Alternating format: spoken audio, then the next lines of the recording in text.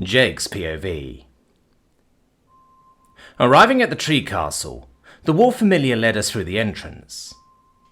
I expected us to get stopped like last time, but despite a few of the guards glancing our way, they left all of us alone.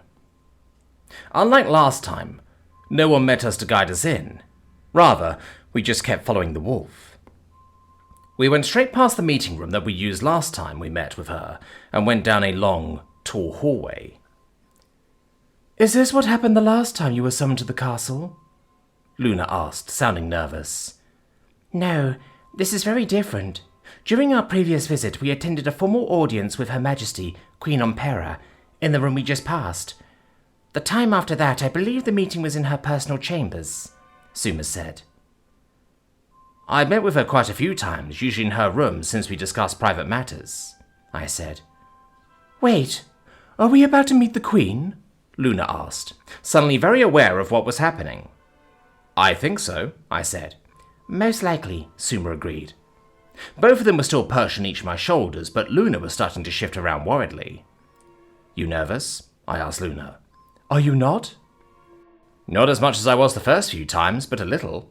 She is a queen after all. But I've met with her 5 or 6 times now, so I'm getting used to it at least. What about you, Suma?" "Is it too late to ask to go and relieve myself before meeting Her Majesty?" she said, half joking. I snorted, trying to stifle a laugh, and Luna shook her head. Getting close to a wall, the wolf stopped without warning and pawed at it with its claws. The sounds of creaking and splintering. The wooden wall split apart wide enough for us to crawl and fly through. Inside, 3 Nume, one of which was Queen Ompera, were perched on a stone table. "Oh, Suma, Sentinel, and you must be Luna. Welcome," the Queen said. Suma and Luna flew down to the floor and bowed. I got down on one knee as well. "It is good to see you once more, Queen Ompera," Suma said. "And you as well. Please rise. This is an informal meeting. I received your request to see me and sent for you immediately. I am told you wish to leave the army. Is that so?" Queen Ompera asked. "Yes, my queen. Sentinel and I have discussed it, and if your offer to leave the military is still available, we would like to accept it," Suma said, speaking as formally and respectfully in tone as she could manage. The Queen turned to me. "Is this true, Sentinel?" "It is, Queen Ompera.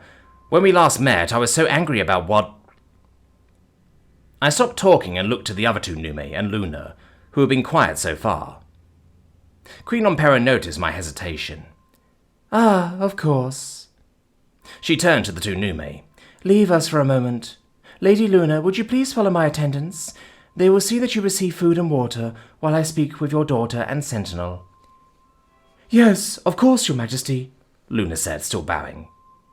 She quickly followed the other 2 Nume as they flew out of the room in a hurry. "Please continue, Sentinel," she said. "When we last met, I was so angry. All I could think about was revenge. And I do still want that, but—" I sighed. "I'm not a warrior. I've never been one. And being on that battlefield, it just reminded me of that. I got my butt kicked by another person, not even a dragon. I wouldn't stand a chance of ever beating Deja." "What will you do then? Suma, you are a healing mage. You have a future ahead of you once you leave. But you, Sentinel, do you have any plans?" she asked. Her tone neutral, and her sparkling glow was unwavering. "I am going to start working with a runic researcher named Selakar." "Have you given up on returning to your home, then?" "No, Your Majesty. I think perhaps if I find a way to improve my runes and my magic, I can find another way home, without having to risk fighting Deja," I explained. "I see." She looked away from us and to her stone table. "I will accept your request to retire from the military." "Thank you, Suma said, but was cut off. "On one condition." The Queen's eyes did not break from the table as the stone shifted and molded itself. "Come, look at this."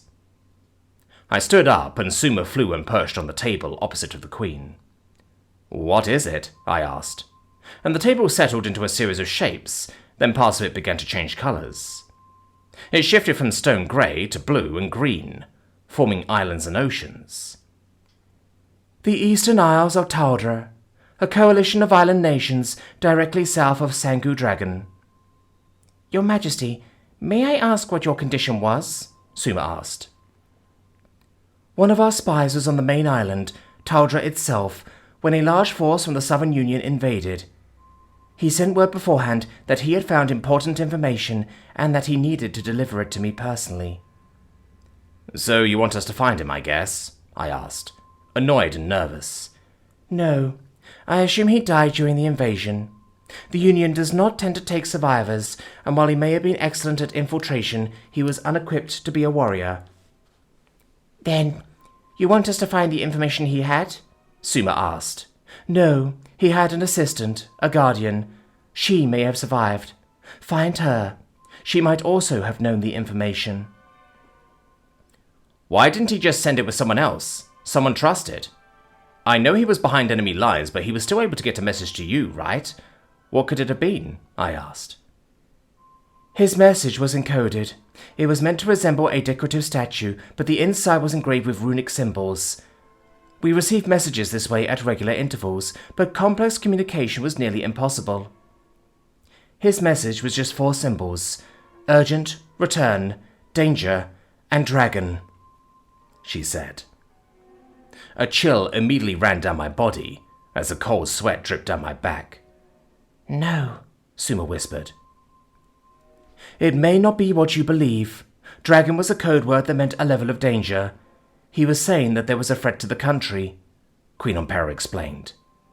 I breathed a sigh of relief. However, due to recent events... She glanced at me for a moment before returning her gaze back to the islands.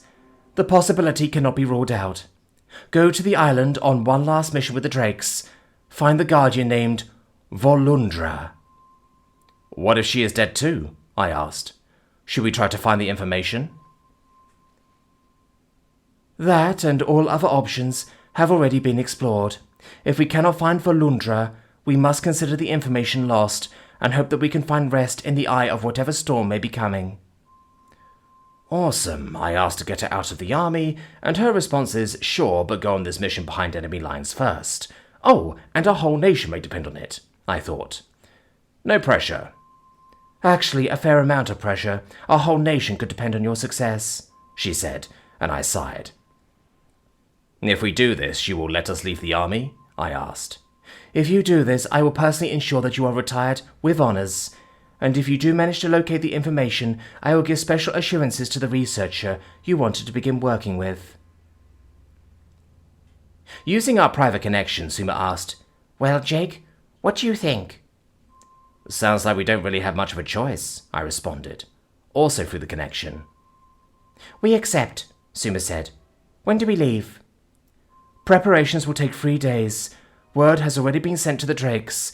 Your team is on the way here as we speak, the Queen said, her sparkling glow getting slightly brighter, and the feather around her neck puffed slightly. She knew we would agree, and was smug about it.